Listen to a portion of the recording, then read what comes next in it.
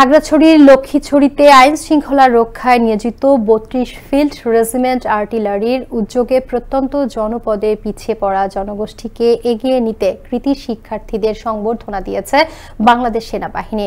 রবিবার সকালে লক্ষ্মীছড়ি ফটিকছড়ি সীমান্তের বাইনাছোলা মানিকপুর উচ্চ বিদ্যালয়ে সংবর্ধনা দেওয়া হয়।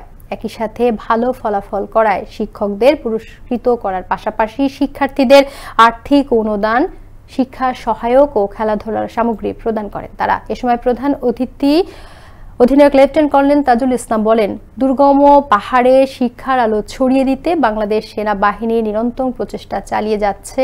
এ ধারা অব্যাহত থাকবে।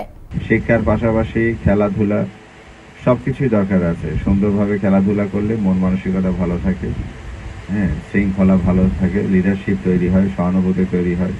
সবকিছু একটার সাথে একটা ওতপ্রোতভাবে জড়িত।